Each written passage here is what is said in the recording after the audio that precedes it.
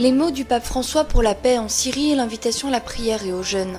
Un appel accueilli par l'Église du Moyen-Orient également, avec le commentaire du custode de Terre Sainte sur la situation syrienne. Quelques semaines après la fin des Journées mondiales de la jeunesse à Rio, les jeunes chrétiens de Terre Sainte continuent de suivre les indications du pape François. Allez, priez, n'ayez pas peur. Revivons ensemble certaines grandes célébrations de l'été en Terre Sainte, en partant de la dédicate du Saint-Sépulcre, puis en montant sur le mont Tabor avec les chrétiens locaux, et enfin en fêtant l'Assomption de la Vierge Marie. Sainte-Anne et la piscine probatique, la tradition de la nativité de la Vierge à Jérusalem, unie au lieu où Jésus a guéri le paralytique, accomplissant ainsi son premier miracle dans la Cité Sainte.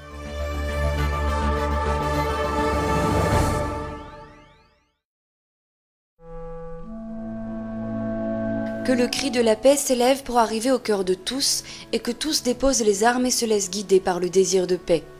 L'appel du pape François à l'occasion de l'Angélus de dimanche dernier entièrement consacré au drame syrien et l'invitation aux jeunes et à la prière pour la paix en Syrie, au Moyen-Orient et dans le monde entier. Un appel accueilli en Terre Sainte également et relancé par l'Assemblée des ordinaires catholiques. Que l'écho des prières qui montent de nos lèvres, écrivent-ils, puisse couvrir le bruit des tambours de guerre.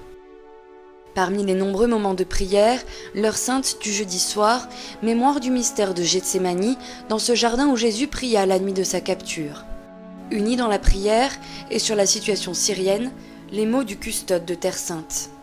Quello che vediamo in Siria è atroce, è terribile, che non ha, le immagini parlano da sole. Ce que nous voyons en Syrie est atroce, terrible. Les images parlent d'elles-mêmes, elles n'ont pas besoin d'explications. En connaissant le Moyen-Orient, il est très difficile de savoir qui fait quoi, et cela vaut aussi pour la Syrie.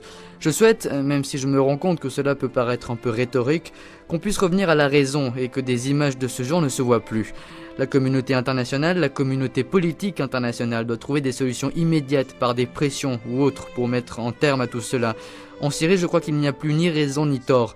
Quand on fait usage de la violence, tout le monde a tort. Non credo che ci siano in Siria adesso ragioni o torti. Quando si usa la violenza hanno tutti torto. Nous sommes allés là-bas, nous avons reçu un cadeau et nous revenons ici pour diffuser la bonne nouvelle partout, dans nos vies, dans nos groupes de jeunes, dans nos paroisses et dans nos communautés. Les jeunes de Jérusalem, de Haïfa et de Ramallah ont encore le sourire aux lèvres quelques semaines après leur retour des Journées mondiales de la jeunesse à Rio, alors qu'ils sont réunis dans la paroisse de Saint-Sauveur. Ils nous racontent de quelle façon ces JMJ ont été l'occasion de rencontrer le pape et des jeunes du monde entier, y compris certains qui sont loin et pourtant si proches. We gathered from youth from the Middle East, from Jordan, Il y avait des jeunes du Moyen-Orient, de Jordanie, d'Égypte, de Syrie, du Liban. Nous avons eu la possibilité de prier ensemble, de partager des moments fantastiques, de se confesser, de prendre ensemble la Sainte Communion. Et cela n'est pas facile, spécialement ici en Terre Sainte. Il n'est pas possible de rencontrer les jeunes comme nous des pays voisins. Ils sont lointains à cause des frontières. guys, youth like us from close countries, but they are far because of the borders. La jeunesse est la fenêtre au travers de laquelle l'avenir entre dans le monde, a soutenu le pape François. Et la responsabilité des jeunes est celle du témoignage. Pour les jeunes de Terre Sainte aussi, il est nécessaire de redécouvrir la joie simple de la foi. A Terra Santa non è facile, perché la situazione generalmente... Ici en Terre Sainte, ce n'est pas facile, car la situation générale ne te permet pas de faire ce que tu pourrais faire ailleurs. Aujourd'hui, nous sentons cet esprit du Seigneur qui nous invite à témoigner en cette terre. del Signore a essere testimoni in questa terra. Maybe we are not required to take a Bible and go in the street. Peut-être ne nous est-il pas demandé de prendre une Bible et d'aller prier sur les routes, peut-être pas de cette façon. Mais il nous est demandé d'être en prière par notre façon de vivre la vie de Jésus-Christ sur la terre. Living the life of Jesus Christ on the earth. Le pape François voulait du bruit après les JMJ et son espoir n'a pas été déçu. La nostra gioia era per tutti. Notre joie était sur toutes les routes, dans le métro, partout. Nous en avons fait du bruit. The message of the Pope was so simple but so clear to the youth. Le message du pape aux jeunes a été simple, mais très clair. Allez, priez et n'ayez pas peur. Je parie que tous les jeunes qui ont été à Rio conserveront ces paroles dans leur esprit et dans leur cœur et qu'ils porteront ce message dans leur cœur. Is going to carry with this message on in his life. Le patriarche latin de Jérusalem aussi espère que l'extraordinaire expérience de Rio pourra continuer de porter des fruits jusqu'en Terre Sainte. Io vorrei che il pellegrinaggio al Brasile Je voudrais que le pèlerinage au Brésil du Saint-Père, avec de si nombreux jeunes, ne se soit pas conclu avec le retour du pape à Rome. Je souhaite qu'il soit le début d'un programme de vie pour un plus grand rapprochement avec l'Église, avec la foi. Que cela soit un programme de départ et non pas un programme conclusif. sia un programma di partenza e non un programma che finisce. Noi abbiamo finito le giornate mondiali, ma abbiamo cominciato e grazie a Dio. Les JMJ sont terminés, mais nous avons initié un groupe de jeunes qui ont enrichi l'expérience des autres groupes de la paroisse. Et je pense que c'est cela que nous avons gagné avec ces journées. Questo è il guadagno che abbiamo da queste giornate.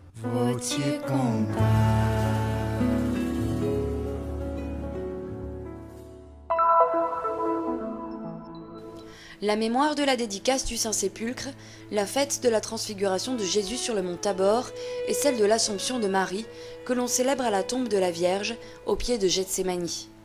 Nous revenons sur les célébrations les plus importantes de l'été qui rassemblent fidèles locaux et pèlerins en fête et en prière sur les lieux saints entre Jérusalem et la Galilée.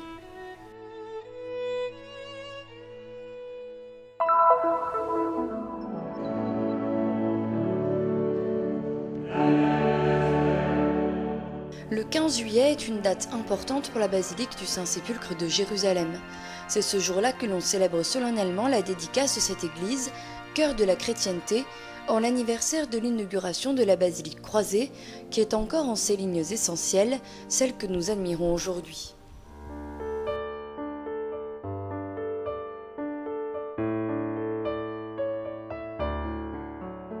Le somptueux complexe constantinien du IVe siècle, avec l'Anastasis, le jardin et la grande basilique à 5 nefs, avait été détruit par les Perses en 614. Après de faibles tentatives pour une reconstruction digne, les siècles successifs furent les témoins d'autres saccages, le pire étant celui opéré en 1009 par le calife Al-Hakim. Enfin, à l'époque des croisés, qui conquirent Jérusalem en 1099, le Saint-Sépulcre retrouva sa splendeur. La consécration de la nouvelle basilique, qui englobait tous les édifices construits autour de l'Anastasis et du Calvaire, eut lieu le 15 juillet 1149, au 50e anniversaire de la conquête de Jérusalem.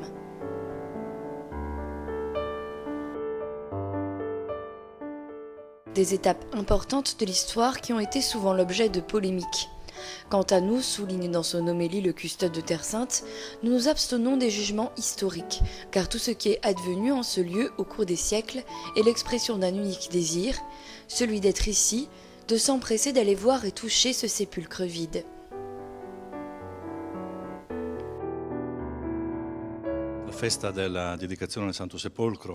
La fête de la dédicace du Saint-Sépulcre est un souvenir croisé qui a laissé ici des blessures ouvertes. C'est une occasion pour nous rappeler que si nous sommes ici, nous ne devons ni aux croisés, ni aux byzantins, mais à la dévotion et aux nombreuses personnes humbles et douces qui ont pris soin de ce lieu avec amour et l'ont gardé. Devozione con cura hanno amato questo luogo e l'hanno conservato.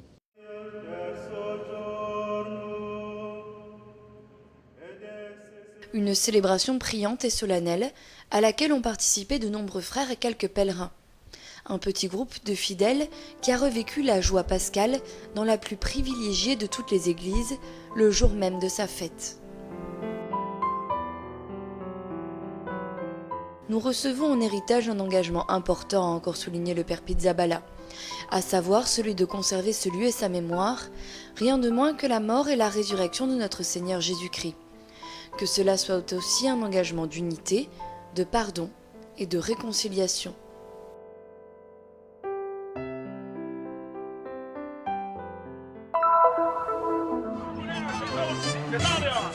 L'ambiance de fête parmi les chrétiens locaux sur le mont Tabor, le lieu où le Christ a été transfiguré devant ses apôtres, fait revivre le désir de Saint Pierre, faisons 3 tentes.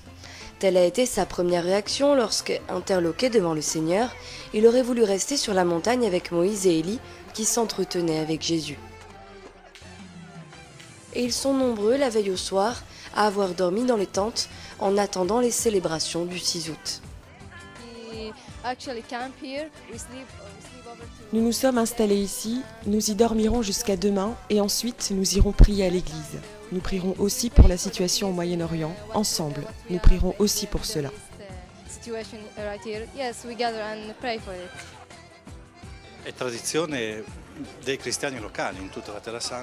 C'est la tradition des chrétiens locaux de toute la Terre Sainte d'essayer de se rendre sur les lieux où, selon la tradition, l'évangile a eu lieu et de le revivre physiquement. Le mont Tabor est le lieu des tentes et donc les chrétiens viennent 2 ou 3 jours avant, ils bivouaquent, ils veulent revivre cette expérience, l'expérience d'être avec le Seigneur. Et donc aussi le fait de monter des tentes, de s'arrêter ici, de prier, est un moment pour se retrouver comme communauté.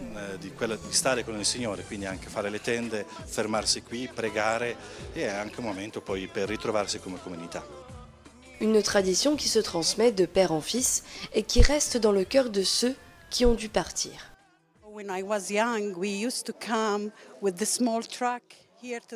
Quand j'étais enfant, nous venions en camionnette pour participer à la messe. Je venais tous les ans à cette messe et cela m'a manqué quand j'ai déménagé au Canada.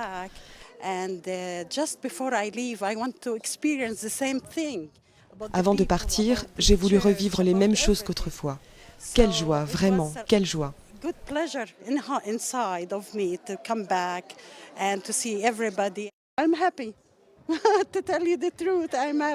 En direct sur plusieurs chaînes de télévision catholiques, le custode de Terre Sainte a célébré la transfiguration du Seigneur, qui a ainsi dépassé les frontières de la Terre Sainte, permettant à tous de vivre ce moment avec les chrétiens locaux et des pèlerins venus du monde entier. C'est la fête de la lumière qui nous rappelle que nous avons été créés revêtus de lumière. Nous devons vivre comme enfants de la lumière qui sont en mesure de voir, et non seulement voir, mais voir avec la lumière que nous avons reçue par la résurrection de Jésus. Sans oublier qu'après cette anticipation de sa gloire, Jésus a ramené ses apôtres au pied de la montagne, parmi les gens.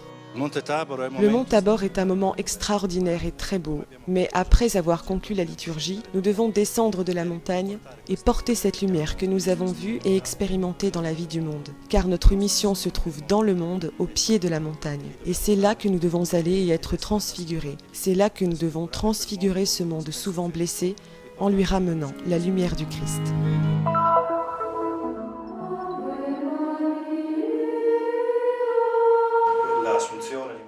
L'Assomption de Marie, la solennité, le mystère que nous célébrons aujourd'hui, est un avant-goût de ce que nous serons grâce à la résurrection du Christ. Si nous pouvons vénérer le tombeau vide de la Vierge Marie, c'est grâce à un autre tombeau vide qui se trouve non loin de là, celui de la résurrection du Christ. Tels sont les mots du père Pizzaballa, custode de Terre Sainte, qui a présidé les célébrations liées au jour de l'Assomption à Jérusalem.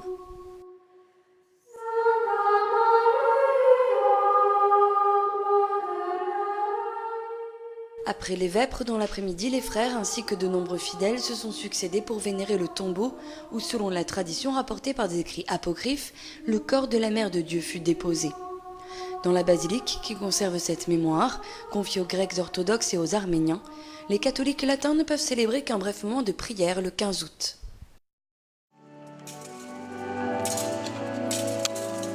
La messe solennelle du matin a ainsi été célébrée par le père Pizzaballa dans la basilique des Nations, qui se dresse à quelques pas du tombeau de Marie, près de Gethsémani. De très nombreux chrétiens locaux et plusieurs pèlerins se sont réunis ici pour la célébration, animés par les chants d'un chœur italien, eux aussi en pèlerinage à l'occasion du 30e anniversaire de leur fondation. Nos activités ne prévoient pas uniquement des concerts, mais aussi de nombreux services liturgiques depuis toujours. C'est une émotion très particulière que de chanter dans ces lieux. Mais il est difficile de décrire ce que nous ressentons. Il est très difficile pour moi de décrire ce que j'arrive à communiquer aux choristes et ce que je ressens lorsqu'ils répondent. Mais c'est une expérience extraordinaire.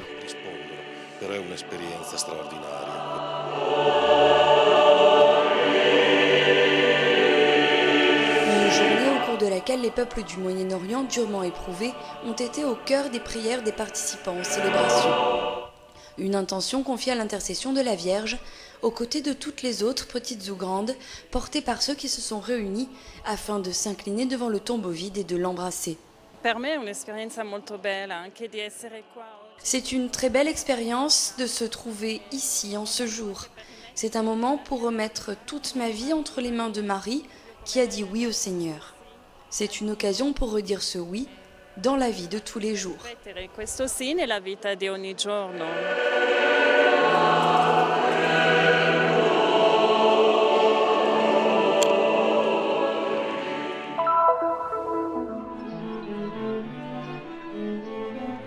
Peu après la porte des Lions dans la vieille ville de Jérusalem, au cœur du quartier musulman sur la droite, un lieu discret et silencieux accueille l'église Sainte-Anne.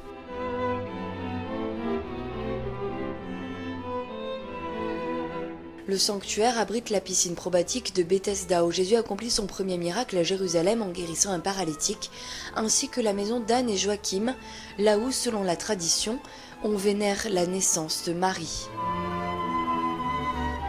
Le sanctuaire a été donné à la France après la guerre de Crimée et ce sont les Pères Blancs qui en ont aujourd'hui la garde, mais les franciscains continuent d'y célébrer la nativité de la Vierge et l'Immaculée Conception. Déjà pendant l'occupation musulmane, les franciscains parvenaient à prier de temps en temps et non sans difficulté dans la crypte de la basilique à laquelle on accède par l'une des 2 nefs centrales. À partir du XVIIe siècle, les frères obtinrent par un décret l'autorisation de célébrer en ce lieu ces 2 importantes fêtes mariales.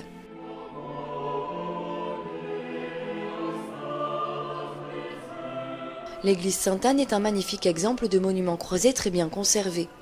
Il est situé au même endroit que la précédente église byzantine qui fut détruite lors de l'invasion perse en 614. Construite en 1140 par les chevaliers croisés, la basilique fut transformée en 1192 en une école coranique par Saladin et demeura propriété musulmane jusqu'en 1856, date à laquelle le sultan turc Abdülmecid donna ce terrain à la France.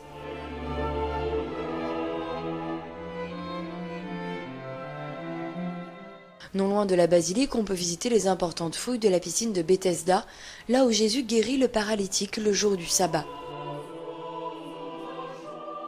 Or, à Jérusalem, près de la porte des brebis, il existe une piscine qu'on appelle en hébreu Bezata.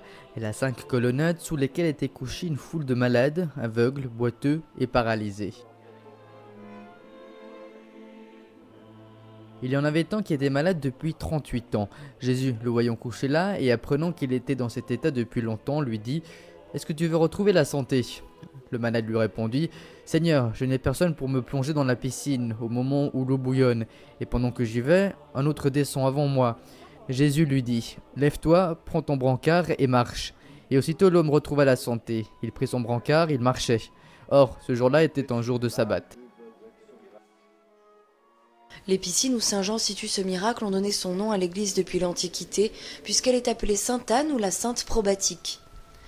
Déjà au 5e siècle, les pèlerins visitaient l'église du paralytique et de la Nativité de Marie, même si le plus ancien témoignage de cet événement à Jérusalem remonte au protévangile de Jacques, qui date probablement du 2e siècle.